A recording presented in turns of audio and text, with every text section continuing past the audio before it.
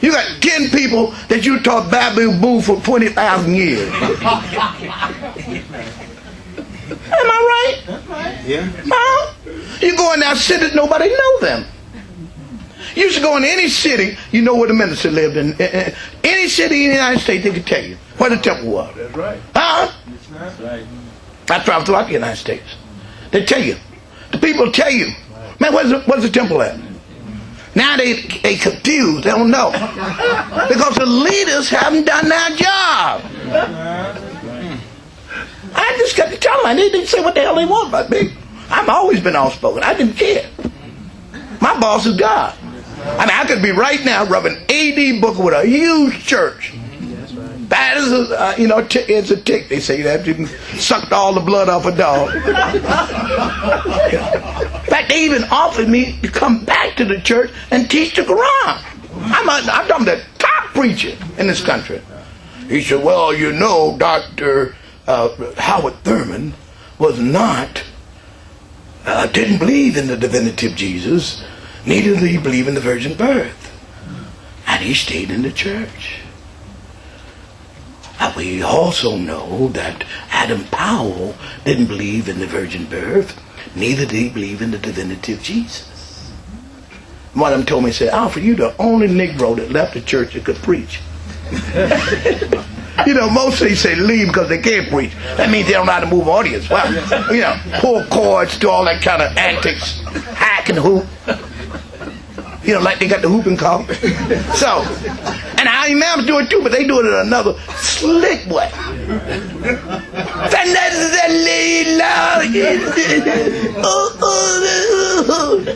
And they play antics.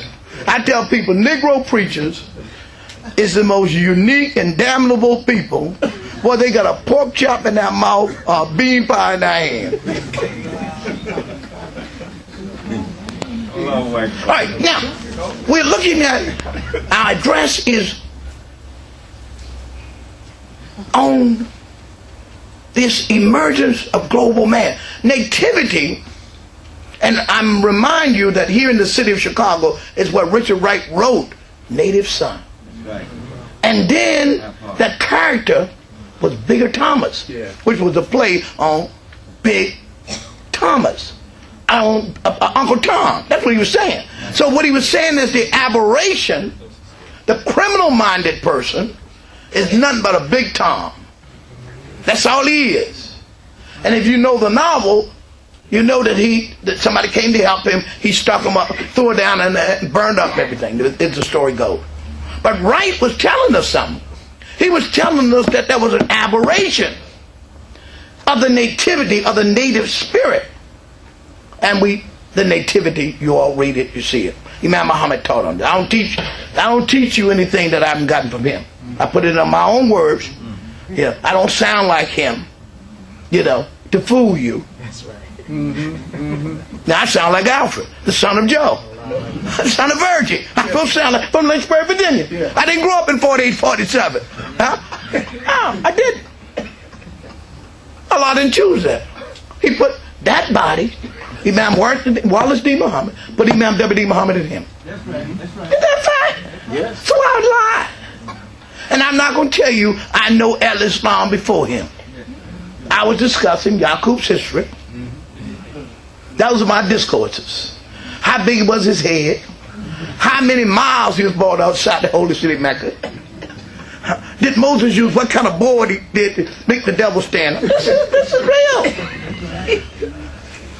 Until February the 26th, 1975, God saved us through Imam Wardi Muhammad. Not through Akbar Muhammad. That's right, brother. That's right. Through Imam Wardi Muhammad, the inheritor of the Deen of Muhammad. So it looked like we were all finished. All of these people, but now crowded into this ship, the Wallahs. And in there they mixed in the Yoruba. They mixed in the Igbo. They mixed in the Ijaw. They mixed them all in. Many of them had just finished the battlefield, came off the battlefield. Angry, but they're all in the same situation. Yes, chained and filth. The slavers would grab the king and the Qadi and take him up on the top of the ship and rape his women right in front of him. Yes. This happened. There should be nothing closer than an African American. And Samuel P. Huntington, the scholar at Harvard University, called Al-Islam versus the West the clash of a civilization. But in fact, it was a theft of a civilization. It was a war against Muslims. They stole people. Yes, sir, And they ordered them like you would order an animal. Don't think that these people that came here were fools. Most of them were not agriculturalists. They brought doctors here. They brought judges here. Yes, sir, brother. They brought bookkeepers here. Literate. They didn't need illiterate people to build the country. Later on, they brought farmers and other people. How you think rice came in this country? How you think those big buildings came up in South Carolina and in Savannah? You built them. Huh? The White House and all other kind of houses was built by us. Yes, sir. Because we had knowledge of these things. This is important to demythologize our origins. Yes, sir, brother. Yes. Now let's move quickly. I know the Super Bowl. I don't want the Ravens to get me.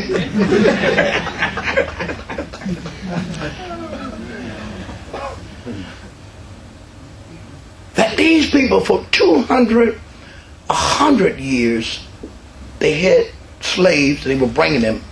And so some of you think that they were nice when they decided to end the transportation of slaves. No, that was a business deal. If you bring them, you keep bringing them from Guyland, they'll talk to each other. You keep bringing them from Punta Land, they will be talking to each other. They would go around the plantation and they would ask, what's going on back home?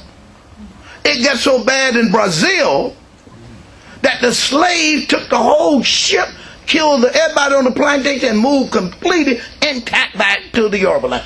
That Brother Nuruddin from Africa, he knows this. They took the ship, the whole ship. The Muslims just rolled right all the way back to Africa. They said, no, we can't have this. So we won't import anymore. And they forbid importing them.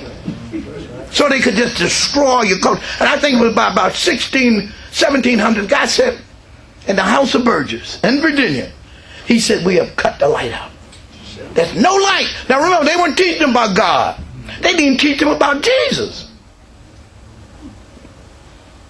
They didn't want the people to have any concept that they were not human. Destroy that. Destroy that idea. And also destroy the idea that God was on their side. You are a cursed people. You're not even human. You are subhuman. Right. What they did. But they're in the womb. Nat Turner. Stop knocking in the womb. We talking about God, what God is now doing. He's making this Khalifa. The destiny is Imam Warathin Muhammad. The God is making. And in the womb, he's beating up against the womb. Nat Turner said, I'm willing to die. Not only Nat, Gabriel Prosner. Yeah. Denmark Vesey. And you know all the slave rebellions were tribal? They were tribal. They wouldn't trust another tribal member. Then they got betrayed by those too.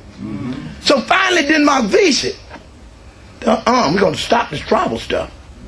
He got a mythological person called Conjure Jack. And Conjure Jack brought all the tribes. Conjure Jack was had the baddest witchcraft, the baddest bones. He spooked them up. Some of y'all need to be spooked up together. He spooked them up. I'm not capable of doing that. But he spooked them up.